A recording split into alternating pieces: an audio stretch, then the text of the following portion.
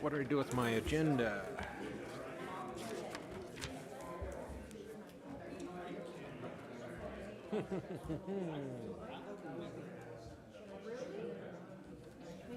I'm going to steal your agenda.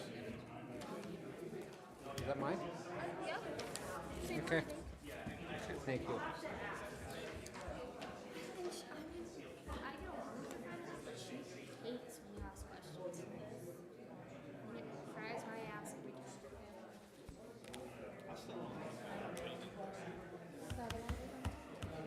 Did you ever email her about it? She said that she had gotten another email about it that day, so I was like, oh, Justin must have reached out to you. I wonder who it was.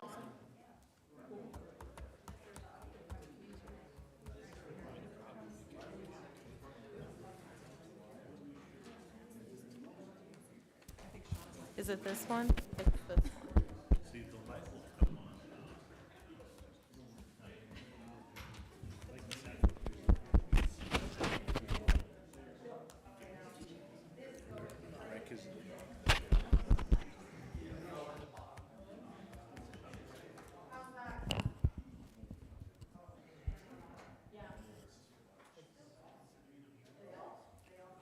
I came down Grand Avenue today, right up the Clark's apartment. Somebody else was waving a big flag, you know, Joe Biden or something. That is definitely something we need to do. I was just at Casa Grande for dinner, and my brother was kind of Republican, a lot more conservative than me, and he mocks Ryan Zinke and sits behind me. And we are talking politics the entire time, and I don't know hear anything, but I last night he said these dipshits come, these Republican dipshits come, and celebrate St. Patrick's Day in the Democratic community in the fucking state. Piss me off.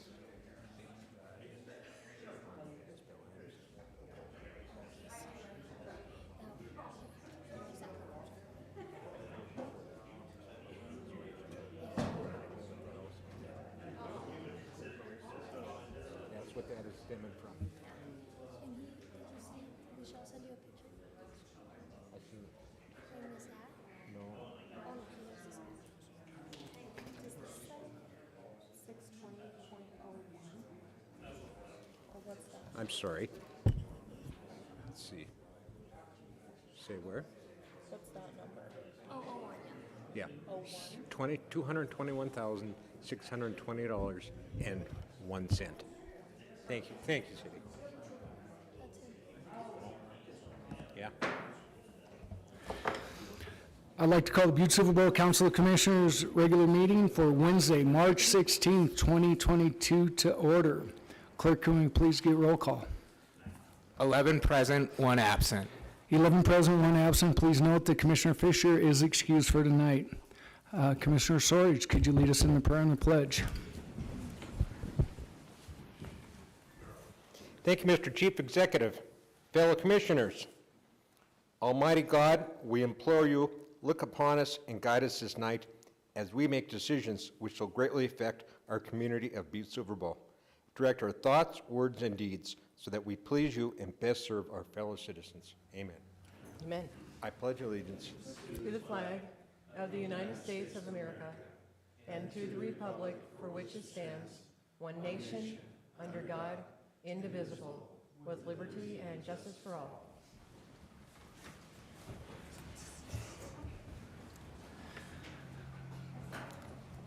We'll move on to items not on the agenda tonight. Do we have anything?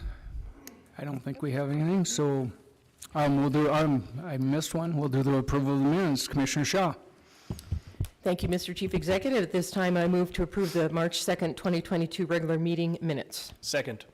We have a motion and a second to approve the March 2nd, 2022 meeting minutes. Anything on the question? Could commissioners please vote?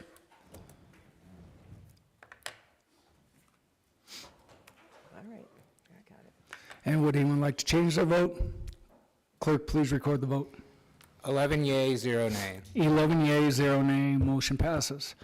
Moving on to the Chief Executive's report, I'll make it kind of short and sweet tonight. I just left a welcome gathering for the Allahees group that is going to be doing the twinning with us. They're the Allahees Museum of Mining. much like ours, and we've connected with them. And so they brought 4 members from that, the Mining Museum in Allihies, and we're going to do that twinning tomorrow night in a proclamation at the Handing Down the Heritage. They'll also be in the parade tomorrow. I'll walk with them.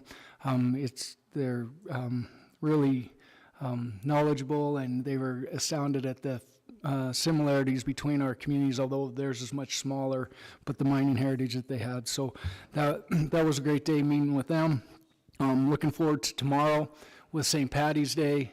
I think Butte is ready to celebrate again and bring back the culture that we have with it that goes along with St. Patty's Day.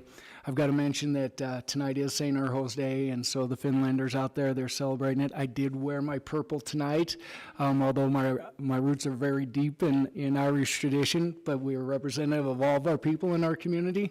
So we hope that everybody is safe as they celebrate and go about their ways today. So with that, I'm going to close out the Chief Executive's report, and we're going to move on to any public comment on items on the agenda tonight. If you want to speak on anything on the agenda, please come forward, state your name, address, and the item that you'll be speaking on. Seeing none, we'll move on to our first presentation. So bid openings, public hearings, and or presentations. First one is communication number 2022 I better put my glasses on. Criminy.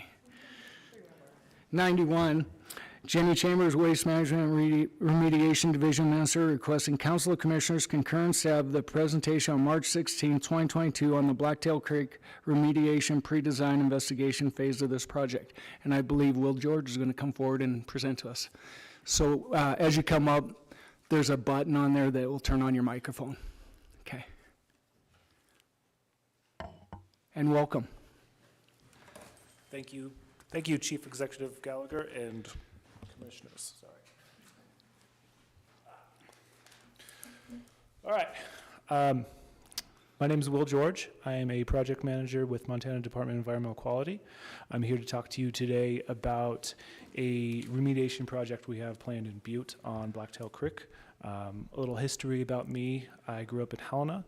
I have a master's degree from here at Tech in environmental engineering. So it's an honor to come here and present in front of you about this work that I can do in Butte. Little overview of my presentation today. I'm going to go over a little bit of a history of the project area, the requirements under the CD, the consent decree, the current phase that we're in the project, and what we can expect in the next few years coming up. So just so we can all get calibrated, this is a map of the project area. The area in blue is the approximate boundaries of the remediation action area. And north of the middle of this map here is the visitor center. On the west side is Montana Street, on the east is Lexington Ave, and then south of it is the interstate. The area shaded in blue is at approximately about 2 acres. Next slide. So a little bit of a history of the area. Starting in the late 1800s, several smelters were built on both creeks, and in the process, they deposited mine waste in the creeks to extract it out of the working area. Depositing mine waste both in the creek beds and the floodplains, and then as production increased over the years, so did that demand, and several alterations were made on the creeks, including dams, berms built to help to move some of that waste downstream, exacerbating that mine waste deposition.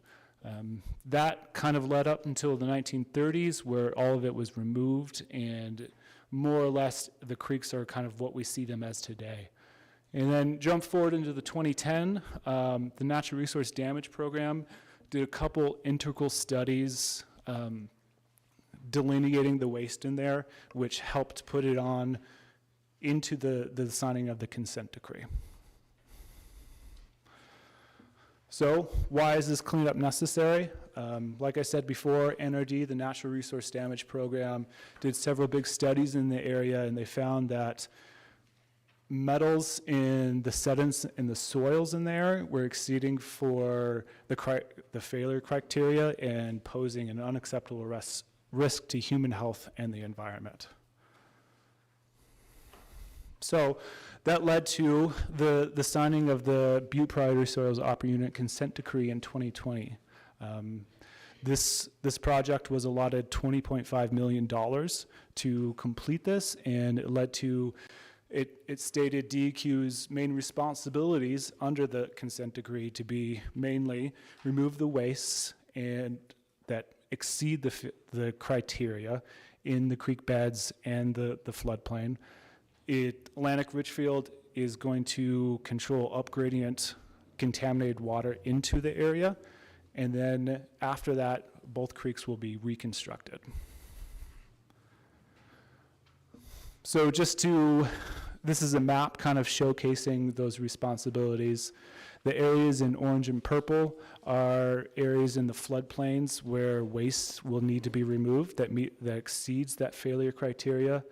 That green area is areas in the creek beds where waste needs to be removed, and that orange bar represents sort of a conceptual idea where that upgradient groundwater capture will be. So no contaminated water will go back into a remediated area.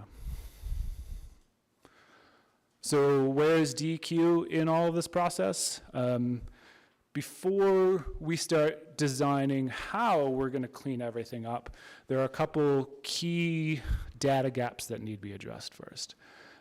DEQ just signed on a contractor to take out this data gap investigation, and after reporting the reporting requirements to EPA and following up on their comments, we tentatively plan to do sampling in the fall, and then wrap that up in the fall of next year, which will go right into designing the remedial cleanup. So what data gaps need to be answered? Playing off of the NRD studies that were happening in the late 2010s, specifically we need to understand what the 100-year flood elevation needs to be, because that delineates the horizontal extent of the boundaries in which we'll remove waste in the area. As you can imagine, that area is very inundated by water, so a lot of these wastes are saturated, so before removing them, they need to be dewatered or unsaturated. So we need to have a good idea of what that dewatering requirement will look like. And additionally, we need a better understanding of the total volume of waste, so the horizontal and the vertical extent in that area. And then there's several critical civil infrastructure in the area, most notably the interstate, the George Street and Lexington have culverts, and then the walking path. So we need to understand what kind of setbacks we need to do in that area to not disrupt that civil infrastructure. So tentative timeline, what we're hopefully we're trying to do sampling this fall, and then that will lead into next year into the beginning of the remedial design. This project is part of several corridor projects that need to be sequenced along with each other. They each have their own demands. So before we can have a good understanding of when construction happens, there's a couple key points that need to be understood before we can kind of move forward. One of them is the identification of a repository where to put all the waste that happens in this area. And then additionally, like I said before, that upgradient groundwater capture system needs to be in place.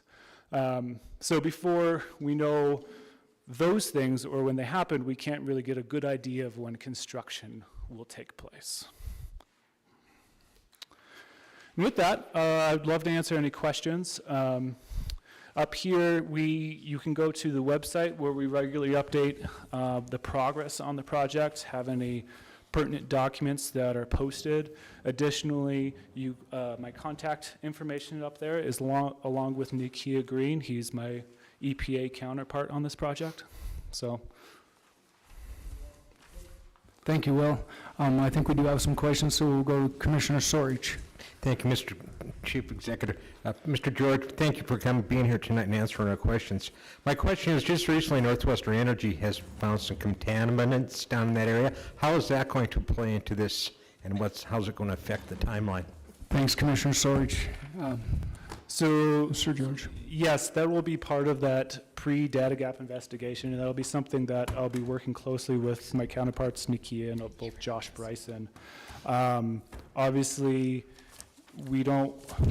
if we're pulling water out of the area, it has a potential to cause any movement, so we're going to be very cautious of that. We don't want to spend a large amount of money remediating an area only to have it recontaminated with something. So it's something we're very conscious about. Thanks, Mr. George. Any other questions of commissioners? Commissioner Thatcher. Thank you, Chief Executive. Like he said, thank you for being here tonight. I just have 2 questions for you. Pretty basic. Who did you guys hire as the engineer or the contractor for the project? We hired Spectrum. I've got to direct the questions. Thanks, Commissioner Thatcher. Mr. George, now you can answer. We hired Spectrum Engineering. They're out of Billings. It was a very rigorous interviewing process, and we are very confident in their ability to conduct this pre-data investigation. Thank you, Mr. George. Follow-up question, Commissioner Thatcher. Thank you. And then, do you have, you said that we were allotted $20.5 million to complete the project. What was the engineer's estimate as far as that? Commissioner Thatcher, Mr. George. So we are in the pre-data investigation phase of that. That number is, I have it written down, $358,602.39. Could you repeat that? 358,000, Let me find it good. sorry.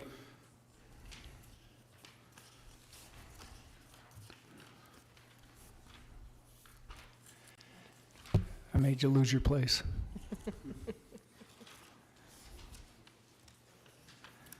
But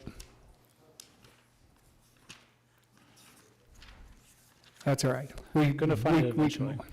But it's, 358,602. okay, 358,602. Thank you. Any other questions? Commissioner Reardon, I'm just going to go right along here. Thank you, Chief Executive Gallagher. I just have one question and all that. I'm fairly new on the commission here and all that, and I'm familiar with the area down there. And you mentioned the geotechnical concerns with the groundwater and all that. As you look over to that area and all that, you never hear the Lexington Ponds come into play here. And obviously with this groundwater passing through and going across and all that, has there been any sampling or work, or is there going to be any work directed toward those ponds? Thank you. Commissioner Reardon, Mr. George.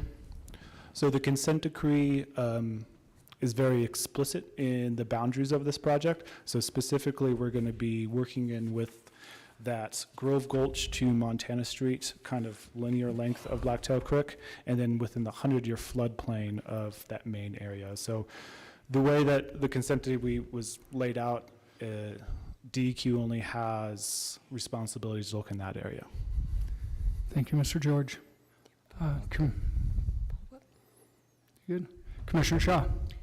Thank you, Mr. Chief Executive, and thank you, Will, for bringing this to our attention. I have to admit that after 16 years of waiting for the CD, we finally are starting on something. And the CD was finalized in 2020. But yeah, this is awesome. And so just for the sake of some of the commissioners that are kind of new that maybe weren't here during that time, could you just explain the difference between remedy and restoration? Commissioner Shaw, Mr. George. So in a layman's sense, I always like to explain this with a graph, Okay. but I can't really do this right now.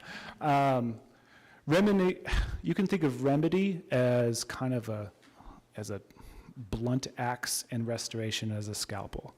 But in this sense, And the state of Montana delineates that with two different state agencies. DEQ is responsible for remedy, and our DP is usually responsible for restoration.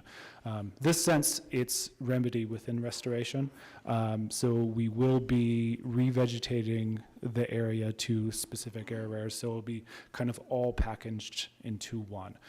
So we won't be just remediating it, but we will be removing the waste and then reconstructing the stream and then revegetating the area. So this area will be remedy within restoration. Okay, thank you.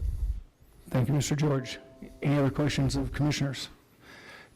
I've got one for you, and I think this is just for help for clarification. Can you explain what the Blacktail berm is within this, the cleanup? Sure. So like I said before, with that, when in the late 1800s, when they had the smelters on the creeks, they were using it to transport waste off-site. And as production increased, so did that hydrological need to transport that waste. So this area it was a low flow, low gradient kind of flow regime, with most of those creeks being really windy, kind of like that. They didn't have a lot of flow associated with them. So what they did is they just streamlined them, just linearized them. Obviously, being a snowmelt driven hydrological system, they came into problems in the springtime when you had snowmelt, flooding and everything. You have a straight stream, it all just goes straight down it, nothing to stop it.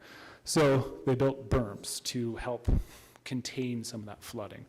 One of those berms is the Blacktail Creek berm, and if you go out there right by the USGS gauging station, right by that kind of small parking lot, and then kind of walk down there, you can actually see that berm in place. Not only on the kind of horizon, it's humped up, but it's noticeable in that no vegetation is growing out there, and you can actually see kind of mine waste still on the surface. There was a 2012 Bureau of Mines report where they punched some holes in there, and they estimated it containing about 14,000 cubic yards of mine waste.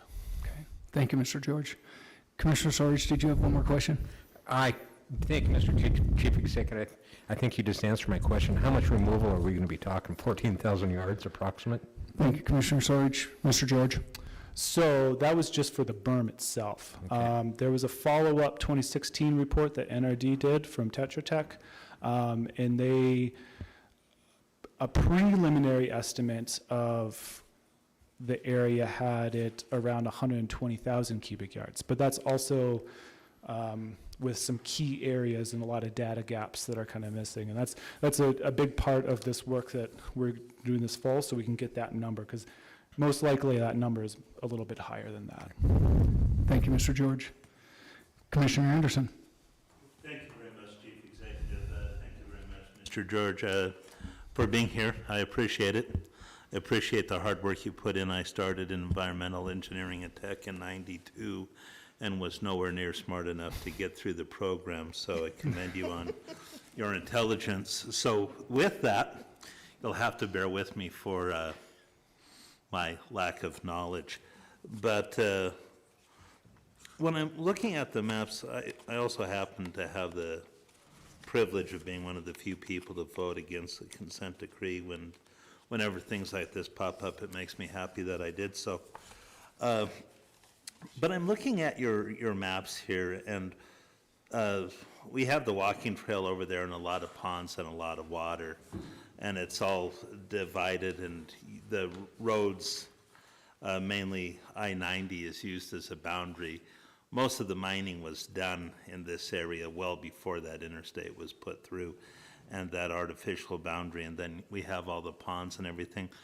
I understand that the cleanup is limited to that blue boundary that you have on these maps in those three different sections, but when I look further south on I-90, I see that huge pond there, and I see some other just north of it, right over there by the KOA, and a smaller one there. When we get this area cleaned up, and the remedy, and not the remedy, but remedy, when you get that work done, what's the chances of pollutants in this area just kind of settling and migrating back in. I remember some things like osmosis, and I did a lot of focus on air. I worked for an air company for a while, and I know that air just traveled, but it seems like water would be real similar to that from what I remember. What safeguards can we put in place to kind of limit the repollution or having that pollution from some of these areas not affected by the cleanup after they're clean? I know it's kind of late for assurances and stuff. That should have been done years ago, but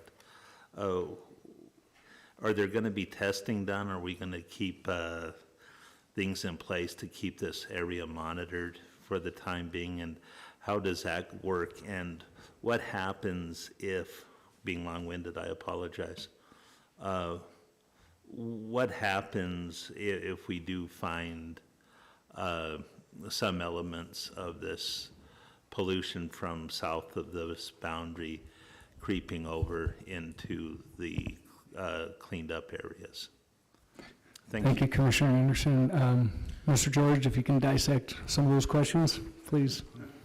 I'll try to hit all those aspects. So we can kind of think about transport in a couple different ways.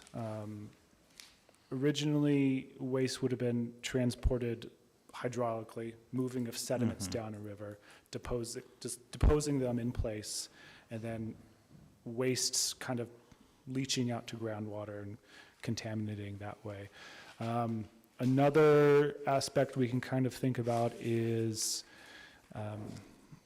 soluble metals in groundwater coming in and then precipitating out into the soils around the area. So there was a 2016 report where they did a dye tracer study on the area. Basically kind of from a little bit up from the project boundary, up gradient of the project boundaries to the confluence area by Montana Street. And they found that within that area, I can't remember the numbers off the top of my head, but that area is gains by, I think, about like 2 CFS in late base flow summer, and 90% of that flow is from groundwater. The other small percentage is from those ponds, but those ponds are all fed directly from groundwater.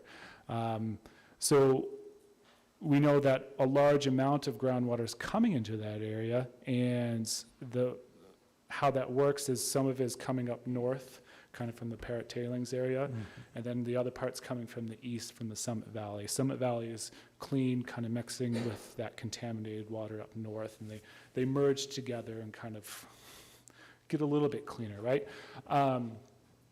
So that's what that up-gradient groundwater capture system is in place for.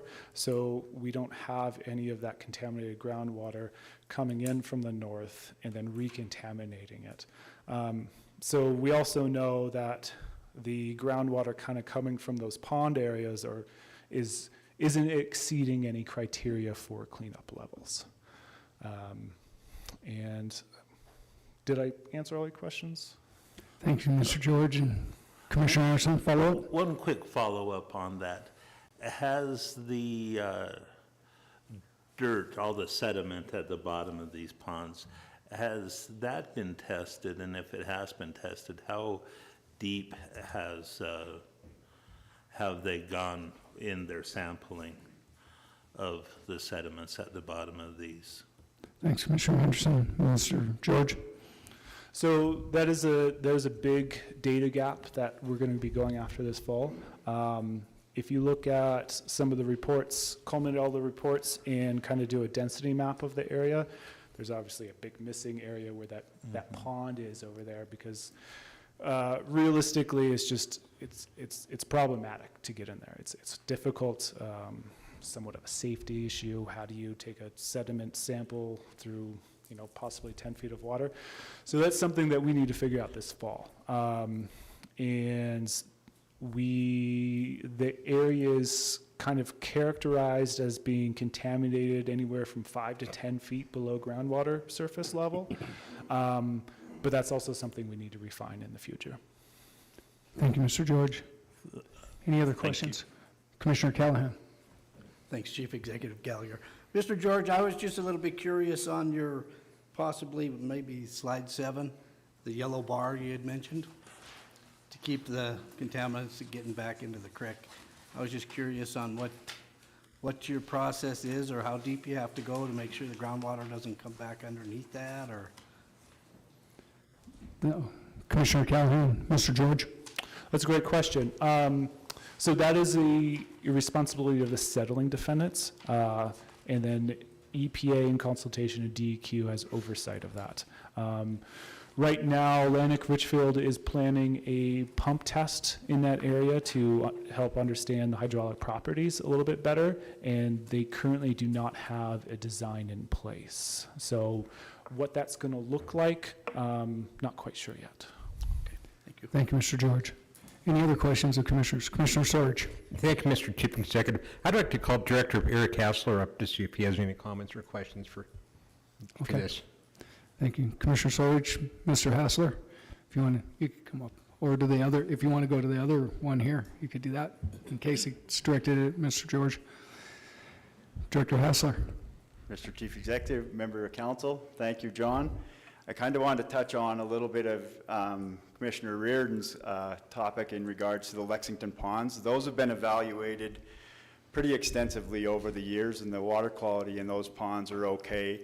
In regards to the Silverboat Creek corridor area, that was going to be more of an amenity type project coming as part of this, not a remedy type. So that will be part of the total package when it's done, but remedy is not required there due to the fact that the contamination is not there. And I also kind of want to touch a little bit on Bill Anderson's question in regards to how we're going to ensure that the stream stays clean after the work is done. I think your mic went off. Must have bumped it, sorry, I apologize. So with that, there's a plan in place where it has to be routinely sampled for several years in the future, and that was the trigger for numerous other work plans associated with the consent decree, such as the uncontrolled watershed work plan that was attached as well, where we have to go look at other watersheds that could potentially bring in contamination to the streams, and also unreclaimed areas work plan, just in case. It's like the no stone unturned approach to it, working our way back up the hill to determine if we start to see things turning sour in the stream, for a lack of a better way to describe it, there are a lot of mechanisms in place to go up and figure out as to why. And I can answer any other questions that the commission may have. Thanks, Director Hassler. Any other questions of commissioners? I don't see any. Thank you, Mr. George, for being here tonight. Thanks, Eric, for coming up and clarifying some of those points. And have a safe trip back to Helena. Avoid the chaos. Thanks. All right. Thank you. Moving on to our next, we have a public hearing. Communication number 2022-94. Carrie Cole, Historic Clark Chateau Program Director, requesting Council of Commissioners authorization to schedule a public hearing for March 16, 2022, concerning amending the fiscal year 2021-2022 budget to allow for increased expenditures of unanticipated revenue in the Archives Clark Chateau budget. Do we have Carrie Cole here? Oh, do we have proof of publication? Well, Mr. Chief Executive, there is proof of publication. It does appear to be in order. Thank you, County Attorney Joyce. Always keeping me in line. Ms. Cole. Thank you, Chief Executive Gallagher and Commissioners. Yes, this is a grant that we received at the Clark Chateau from the National Endowment for the Arts for $19,000. This is to fund the New Songs for Butte Mining Camp project, which will commission 10 Montana musicians to reinvent Butte mining and labor songs. Thank you, Carrie. Do commissioners have any questions? Seeing none, I will open up public hearing. I'll call for proponents. First call for proponents. Second call for proponents. third and final call for proponents. Seeing none, we'll move on to opponents. First call for opponents. Second call for opponents. Third and final call for opponents.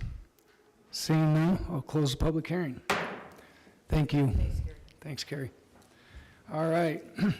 Moving on to Section 2, Consent Agenda. Section A, 1 through 4, Committee Reports, and Section B, 1 through, let me get my number right, 23 of Communications. Commissioners, do we have any segregations or friendly amendments? Commissioner Shaw. Thank you, Mr. Chief Executive. At this time, I'd like to segregate item 6, and that's 2022-115. That's communication number 2022-115. Commissioner Thatcher. Thank you, Chief Executive Gallagher. I just had it. Oh, okay. I would like to segregate communication number 16, please. 16? Number 16, and that would be, Where's number 16? Number Communication 2022-125, please. yeah, communication number 16, 2022-125. Okay. I guess Commissioner Swartz just led me the correct way. I actually just have a friendly amendment on that. And Friend. do I say that right now? You just say it right now. Okay. I think it's supposed to be in the house by the Big Hole pump station, not the Big Hold pump station. Let me Oh, see. 16? just a correction to the spelling on there. It's the big hole instead of the big hold. So that's the friendly amendment to communication number I think just keep it that way. 2022-125. It's kind of fun. Commissioner Anderson. Thank you very much, Chief Executive. I'd like to segregate communication 2022-132. What number is that, 132, Bill? That would be number, 10? number 23, I believe. 23. That's number 23, communication number 2022-132. Any other segregations or friendly amendments? Seeing none, Commissioner Shaw. Thank you, Mr. Chief Executive. At this time, I move to approve Section 2(1)(a)(1) through 4 and B1 through 23 with the following exceptions. Item 6, 2022-115, and items 23, 2022-132. Second. We have a motion and a second to approve tonight's consent agenda. Anything on the question? Could commissioners please vote?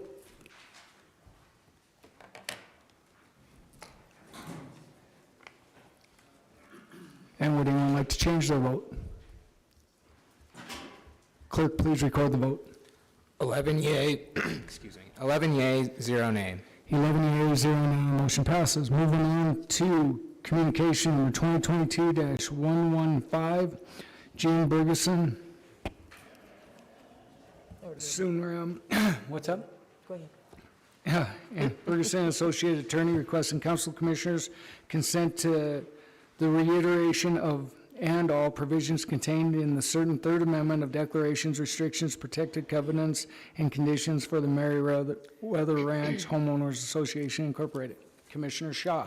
Thank you, Mr. Chief Executive. The reason I segregated this is we have the honor of having Attorney Gene Bergeson here to talk about what this is all about. And I have also had conversation with our county attorney, and so I just wanted to have everyone understand if there's any questions, this is your opportunity. So Gene, thank you for coming tonight. All the way Ms. from Ferguson, Dillon. yeah, just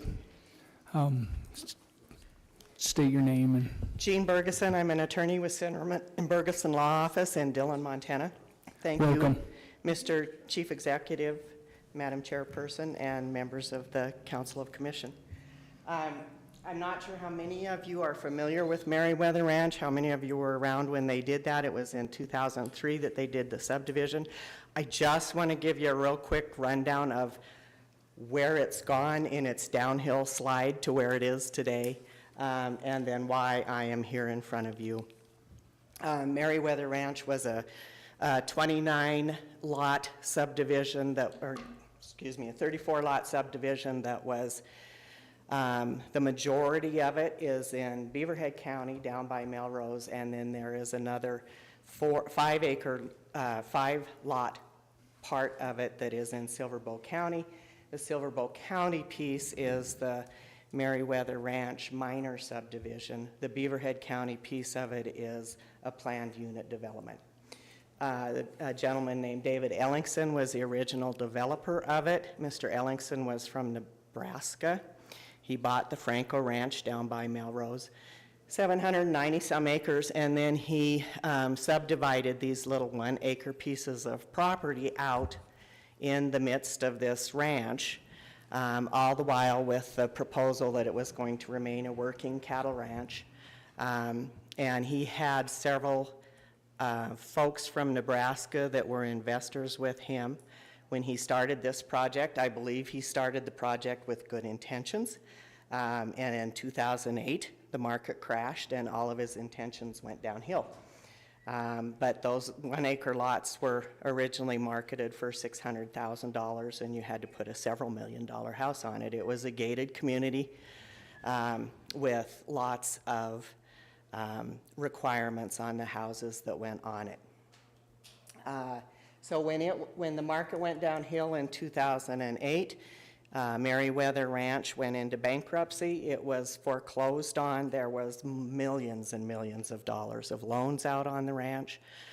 It went into receivership, and through the receivership process, it actually was purchased. The main part of the ranch and the majority of the lots in Beaverhead were purchased by Diamond T Livestock. And then the property on the Silver Bow side was purchased by the Michael Everest Trust. Over the course of a few years, the Michael Everest Trust has done boundary adjustments and effectively have eliminated all 5 lots that are on the Silver Bow side, which is your side. However, you're still in the declaration, so and so are they. The Beaverhead County side, there is 29 lots in Beaverhead County, and of those lots, 18 are owned by Diamond T Livestock. Diamond T has placed a conservation easement on the majority of those, so they will never be developed. There are 3 that are owned by the Ted and Michelle Odell, and then there's one owned by a company that holds 1 lot, and essentially all 22 of those lots are owned by members of Diamond T Livestock. So the majority is Diamond T Livestock. There are 3 lots that were developed into the Residence Club before the place went into bankruptcy. The Residence Clubs are like condos. You can purchase your interest in the Residence Club, either a 1/20th interest in the Sportsman's or a 1/8 interest in the Riverfront Residence Clubs, and you get a period of time to play on the big hole. The Residence Club itself has a homeowners association. Meriwether Ranch in total, including Silver Bow County, has a homeowners association.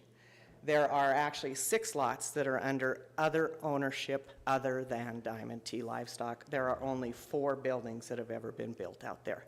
The Everest property has a house on it. One of the lots that is owned by Odell's now, actually just sold, has a house built on it. 2 other ones. So it hasn't turned into what it was. But so during the bankruptcy and the foreclosure, the developer, who was David Ellingson, went away. During the course of that foreclosure and bankruptcy, the receiver that was holding on to the property, they did a second amended declarations. Unfortunately, they didn't take out all of the stuff that was related to David Ellingson as the developer.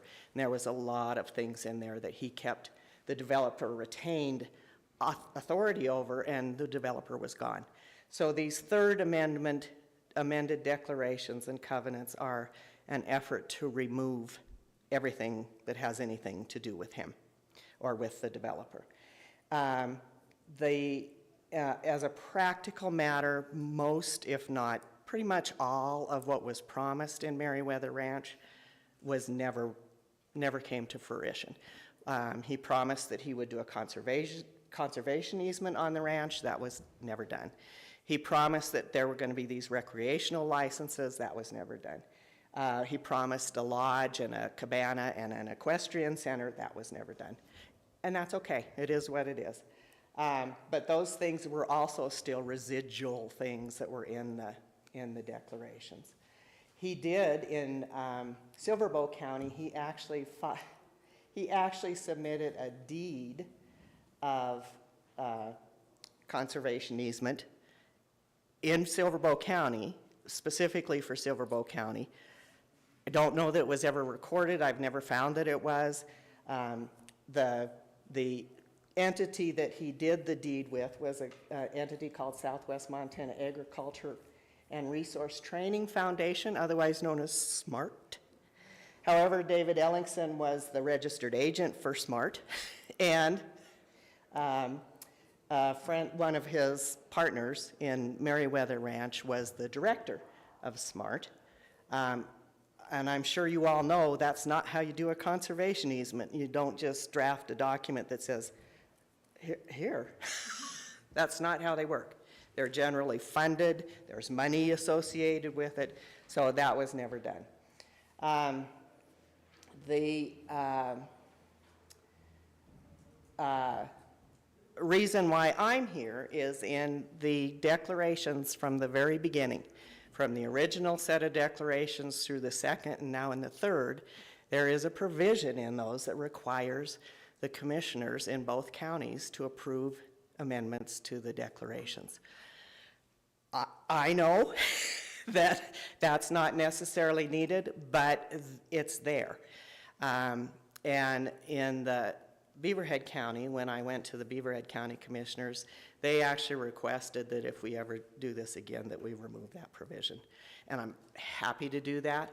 I just couldn't do it on this round because everybody knew that you guys needed to authorize it and they just didn't want me to remove it. I did remove the provision, however, that said you would enforce it. So that's why I am here. The Beaverhead County Commissioners did approve this. They signed off on it and then we recorded them. So I am here to ask you to sign off on that with a caveat that I'll take you out if you want me to take you out. Thank you, Gene. Yeah. Any questions of commissioners? Commissioner Callahan. And I'm not sure if this, thank you, Chief Executive Gallagher. I'm not sure if this is for you or maybe Mr. Pipinovich. You had mentioned that it was subdivided. If it was subdivided, has that met all of our subdivision requirements? Commissioner Callahan, Ms. Bergensen. The changes to the declarations or the subdivision, when you subdivide, we have certain requirements you have to do as a subdivision. Yes, it was approved by, I'm sorry. No, that's yes, it was approved, Councilman Callahan. It was approved in 2003. The Council of Commissions approved that. The Planning Board approved it. I mean, it went through the whole thing. Okay. As with that easement, that conservation easement, I think Mr. Ellingson was really good at drafting or providing the information that he thought someone wanted. So that's why this conservation easement, it was Russell Cano was the planner at the time, who happens to be my brother's nephew. But he was the planner at the time, and he insisted on having something, and that's what Mr. Ellingson provided. So they did meet it. They did meet the requirement. They provided everything that they needed to do. They put in a great railroad crossing, $250,000 railroad crossing. It has arms, and Melrose doesn't have that. I don't think he intended to fail. He did, and not necessarily his fault. Thank you. Thank you, Ms. Bergensen. Yes. Anybody else? Seeing none, thank you for the explanation, and Thank you, Gene. Commissioner Shaw. Thank you, Mr. Chief Executive. I don't believe that County Attorney Joyce has anything to add. She's shaking her head. So I would go back to the original, if I can find my, here we go. Just so you know, I do have this document that needs to be signed, and we are missing a commissioner, so I'm not sure if we can get that a little later on when Jim is able to do that. I'll have Sadie check it out. And then would we get the copy to, once we have it finished, then we would provide it to our county attorney, or clerk and recorder's office, is that right? County Attorney Joyce, would we need to have all commissioners sign this?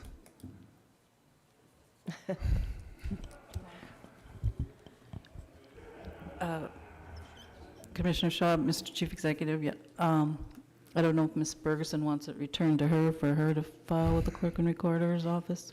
Yeah, Mrs. Bergensen. Thank you, Chief Executive. Yeah, that would be great, because we do have to record it with the recorded copy of the, it's included as part of the packet that gets recorded. Okay. Thank you. And just Oh, quick, that's is all right. that got a correct date on it? Is it March on that one that you have? Is that a correct date on it? I need to correct the year too. You have 2021, so. I do have a corrected one. Oh, awesome. Okay. Forget this We one. can change that over. Thank you. It looks a little more official. Thanks. right. Thank you very much. Thank you, Jane. Thanks for coming up here. Commissioner Shaw. Thank you, Mr. Chief Executive. At this time, I would move to concur with this communication 2022-115 and place on file, and we will proceed, as we just mentioned, about getting everyone to sign this and getting it back over to Jane's office. Second. We have a motion and a second to concur and place on file. Anything on the question? Could commissioners please vote?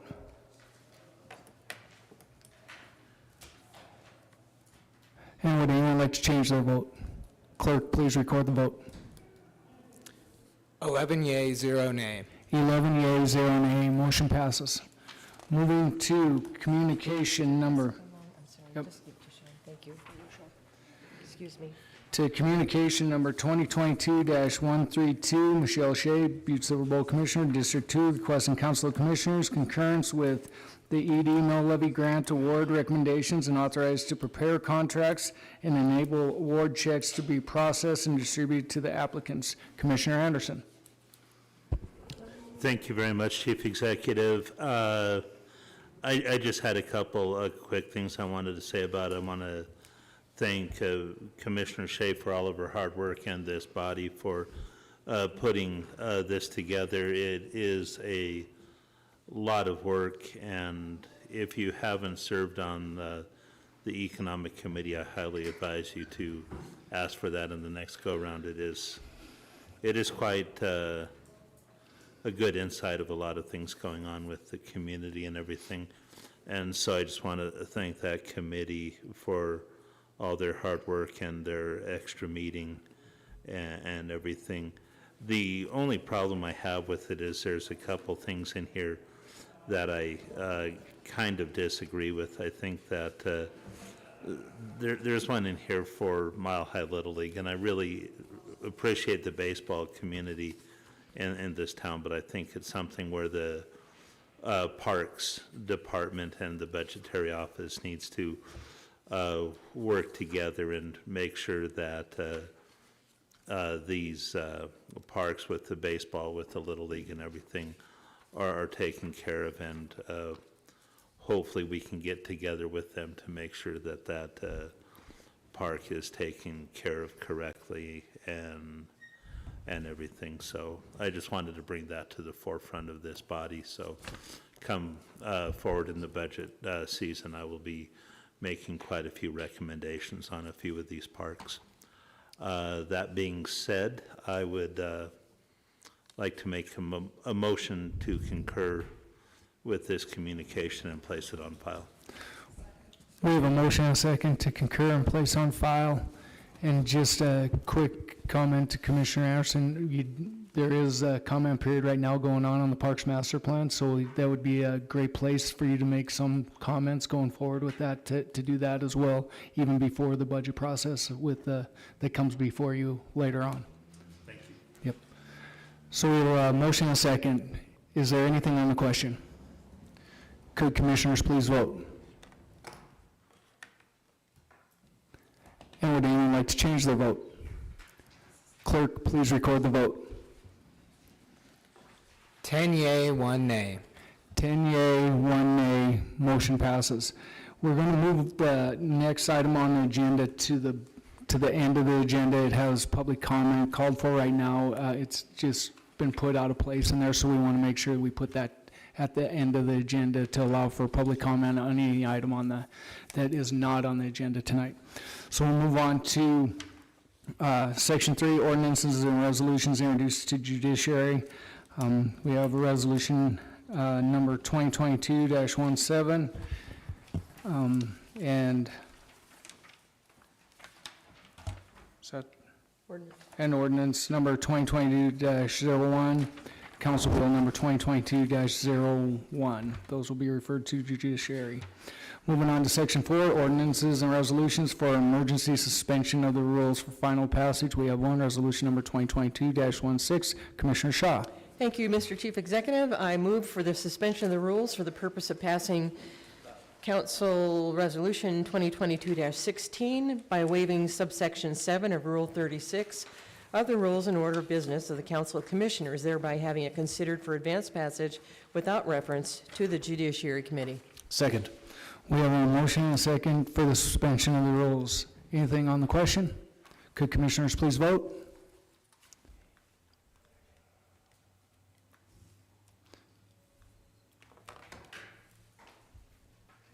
Would anyone like to change their vote? Clerk, please record the vote. 11 yea, 0 nay. 11 yea, 0 nay, motion passes. Moving on to resolution number 2022-16. Clerk, please read the caption. A resolution amending the budget during the fiscal year after conducting a public hearing at regularly scheduled meeting of the Council of Commissioners in accordance with Section 7-6-4006 MCA. Appropriating unanticipated revenue from the State of Montana Office of Court Administrator for the purpose of accepting the award of $5,000 for participant incentives for the Butte-Silver Veterans Treatment Court and providing for an effective day herein. Commissioner Shaw. Thank you, Mr. Chief Executive. At this time, I move to place Council Resolution 2022-16 on final reading and passed, having been deemed fully read at length. Second. We have a motion and a second to move resolution number 2022-16 to final reading. Is there anything on the question? Could commissioners please vote? And would anyone like to change their vote? Clerk, please record the vote. 11 yea, 0 nay. 11 yea, 0 nay, motion passes. Moving on to Section 5, ordinances and resolutions for final passage. We have resolution number 2022-12. Clerk, please read the caption. A resolution declaring the intention of the Council of Commissioners of the City and County of Butte-Silver, Montana to create a special lighting district to be known as Special Improvement Lighting District number 1029 for the purpose of directing, equipping, maintaining, installing, and electrical lighting system, designating and describing the boundaries of said purpose special improvement lighting districts. The boundaries of said proposed special improvement lighting district be made in said special improvement district, estimating the approximate cost thereof for the first year, finding, determining, and declaring the property within said special improvement district will be especially benefited and affected by such proposed improvement, declaring that such property should be assessed for the cost thereof of maintenance and energy, and extending such assessments to be in annual installments, and providing for funds upon which said special improvement energy and maintenance fund shall be drawn, providing for the publication and giving of notice of the passage and adoption of the resolution, and providing for the effective date hereof. Commissioner Shaw. Thank you, Mr. Chief Executive. At this time, I move to place Council Resolution 2022-12 on final reading and passed, having been deemed fully read at length. Second. We have a motion and a second to move resolution number 2022-12 on final reading. Is there anything on the question? Could commissioners please vote?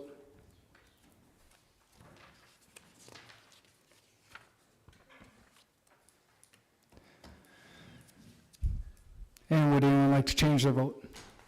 Clerk, please record the vote. 11 yea, 0 nay. 11 yea, 0 nay, motion passes. Moving back to public comment on any public matter not on the agenda tonight. If anyone would like to speak on any item that is not on tonight's agenda, please step forward, state your name and address, and what you'll be speaking to us on. Seeing none, we'll move on to calendar and other events. Please note of the different meetings that we have there. And I would now take a motion to adjourn. So moved. We have a motion and a second. All in favor, say by, signal by aye. Opposed? We are now adjourned. And I just have one. Oh, and we have one comment. So I did pass a card around for Barb. She had her knee surgery this morning. As far as I know, she had a good result. She's staying in Hauser with her